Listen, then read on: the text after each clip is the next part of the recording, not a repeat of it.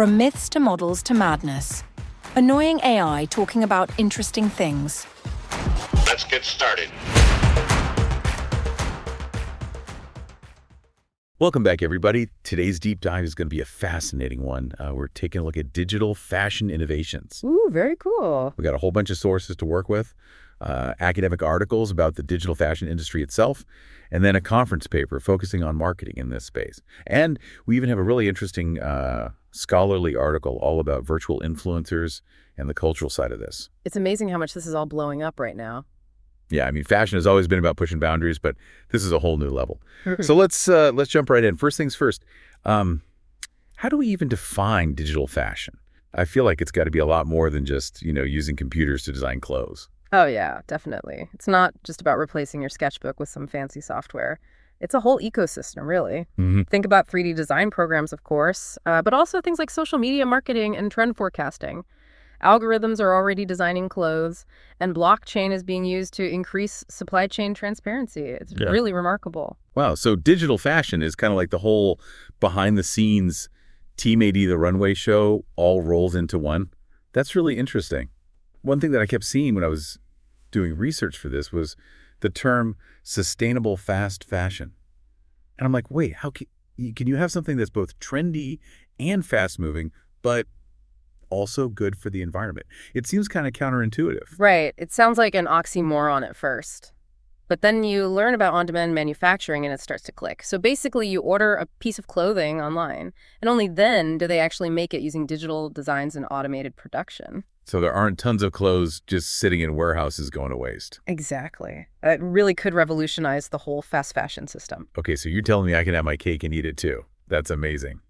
All right, so we've got to talk about virtual influencers. They're everywhere these days. Seriously, and they're getting more and more realistic. It's pretty wild. Yeah. Our case study for today is Emma. She's a Japanese virtual influencer, and she's done some seriously impressive work. She's worked with huge brands like Porsche and IKEA. It just goes to show the marketing power that these virtual figures have. That's right. I mean, she blurs the line between what's virtual and what's real. Yeah. Especially in the age of social media. It's like something out of science fiction, but it's happening right now in front of our eyes. And speaking of science fiction, our sources mentioned this thing called the uncanny valley, which is something I've always found super interesting. Can you explain what that is and why people are talking about it in relation to virtual influencers? Sure. So the uncanny valley is this unsettling feeling we get when something looks almost human, but not quite right. It's a little too perfect or something's just a bit off. And with virtual humans becoming so realistic, we're starting to bump up against that uncanny valley more and more. Right. And I imagine that can be a bit unnerving for some people, especially when you think about the implications. Absolutely. I mean, some people are worried about AI taking jobs away from humans, like modeling or influencer marketing. Yeah, there's definitely a lot to consider there, for sure. Okay, so let's shift gears a bit and talk about the metaverse. How does all of this digital fashion stuff fit into this whole virtual world concept? Well, think of the metaverse as like this massive interconnected network of digital spaces.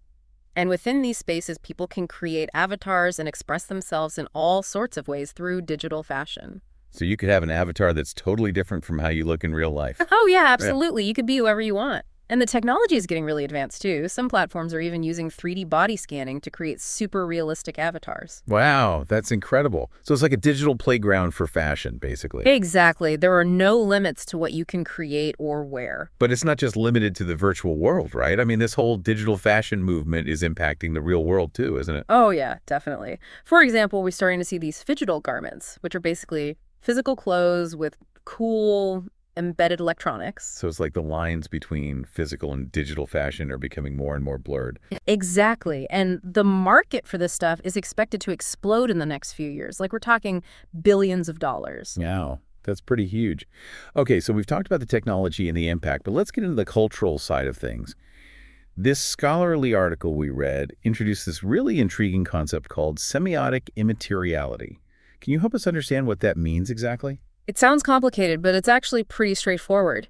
It's basically the idea that virtual fashion is selling us both immaterial things like digital aesthetics and material things like cultural ideas or even stereotypes. Okay, so it's not just about the pixels on the screen. Yeah. It's about the deeper meaning and the messages that those pixels convey. Exactly. And it raises some important questions about representation and who gets to control those messages. That's really interesting. Can you give us an example of how this plays out in the real world? Like maybe using Emma as a case study. Sure. So think about how Emma embodies certain ideas about Japaneseness through her appearance, her behavior, and even the environments she's shown in.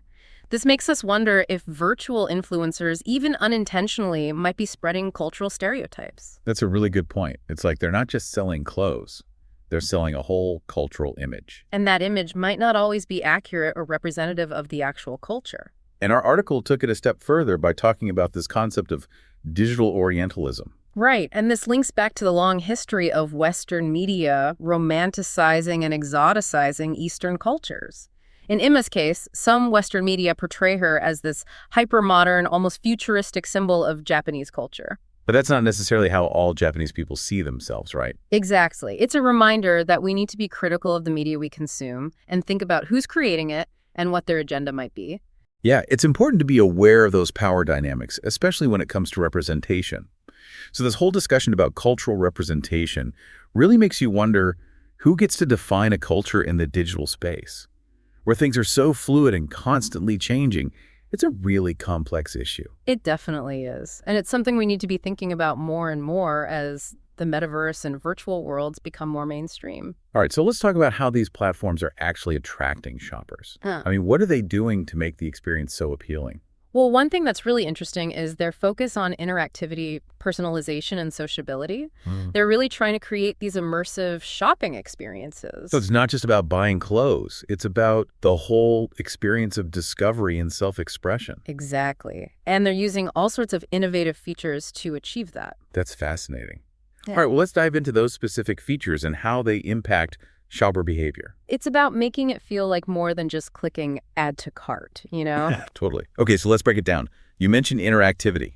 What kind of interactive elements are we talking about here? Well, imagine being able to virtually touch different fabrics or zoom in to see the stitching up close, or even customize a garment to your exact specifications. It's about giving shoppers a sense of agency and control. It's like the difference between just looking at a dress online and being able to actually try it on in a store, right? Exactly. The more senses you can engage, the more real and immersive the experience becomes. And then there's personalization. How are these platforms using that to enhance the shopping experience? They're using data and algorithms to tailor recommendations to each individual shopper. So they might suggest styles based on your past purchases or offer virtual styling advice. So it's like having a personal stylist right there in the metaverse. That's pretty cool. Yeah, and some platforms are even creating avatars that look just like you. Oh, wow. So you can literally see yourself wearing the clothes. Yeah. That's taking personalization to a whole new level. And then, of course, there's the social aspect of it all. Right. Because what's the point of having a killer outfit if you can't show it off? Exactly. So these platforms are incorporating features like virtual fashion shows, online communities, and ways to share your looks with friends. So it's about building a community around fashion and shared interests. Right. It's about connecting with other people who are passionate about style and self-expression. And our paper mentioned that these social aspects are especially appealing to younger generations. Yeah, they've grown up with social media, so they're used to interacting and expressing themselves online. But the paper also pointed out that things like age, gender, and education can affect how people respond to these virtual environments. That's an important point. For example, someone who's not as tech-savvy might find it harder to navigate these platforms or might not be as interested in the interactive elements. Right. It's all about understanding your target audience and designing experiences that cater to their specific needs and preferences. Definitely. It's a balancing act, but the potential is huge. Okay, so we've covered a lot of ground here. We've talked about what digital fashion is, how it's impacting the real world and the metaverse, and we've even touched on some of the cultural implications and ethical considerations. It's amazing how much there is to unpack with this topic. It really is a whole new world. It really is. And it's evolving so quickly, it's hard to keep up. Yeah, it's like every day there's something new and exciting happening in the digital fashion space. Okay, so before we wrap up, I wanted to touch on something that really got me thinking. Our article talked about how virtual humans are becoming incredibly lifelike. Some are even using real people's biological data to create these hyper-realistic avatars. And it made me wonder what happens when our physical bodies basically become data points for our virtual selves, especially when it comes to things like virtual fashion and identity. It's kind of a mind-bending thought, isn't it? It is. It raises all sorts of questions about what it means to be human in a digital age. Right, like what happens to our sense of self when we can create these idealized versions of ourselves online? And who owns that data? Who controls how it's used? And are we going to see a future where our virtual identities become more important than our physical ones? These are big questions that we need to start grappling with now. Definitely. Because this technology is only going to become more advanced and more integrated into our lives. That's why it's so important to have these conversations and to think critically about the implications. Absolutely. Okay, so to all our listeners out there, we leave you with this. As the lines between the physical and digital continue to blur, what role will you play in shaping the future of fashion, identity, and self-expression in this digital age?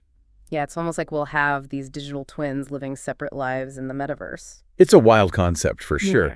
And it ties back into what we were discussing before about these platforms and how they're trying to create this experiential value for shoppers. Oh, right. They talked about the utilitarian and hedonic aspects of the experience. Exactly. So on the one hand, they want to make the whole process as practical and efficient as possible. Things like easy navigation, search filters, clear size guides, all that good stuff. Right. So even in a virtual world, you still want things to be user-friendly. Absolutely. But then there's the other side, the hedonic aspect, which is all about the pure pleasure and enjoyment of the experience. So like being able to experiment with crazy styles that you'd never wear in real life or going to a virtual fashion show with your friends. Exactly. It's about creating a sense of fun and excitement and tapping into that desire for self-expression. And that's probably a big part of what's attracting younger shoppers to these platforms, right? Oh, definitely. They're digital natives, so they're totally comfortable in these online spaces. But our paper mentioned that things like age, gender, and education can also influence how people respond to these virtual environments. Right. So, for example, someone who's older might not be as familiar with the technology or might not be as interested in the really out there fashion choices. So these platforms have to find a way to cater to all these different needs and preferences. It's a challenge for sure. But if they can get it right, the potential is enormous. Yeah. It really feels like we're just scratching the surface of what's possible with digital fashion and the metaverse.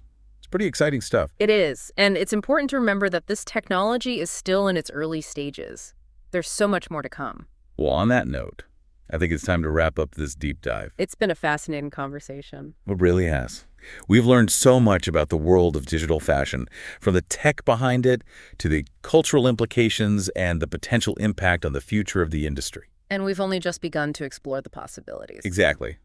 So to all our listeners out there, keep those minds curious and keep exploring the ever-evolving world of digital fashion. Until next time. Don't ask what AI can do for you. Ask what you can do with AI. Let's go. Empower yourself at virtualstorylab.com.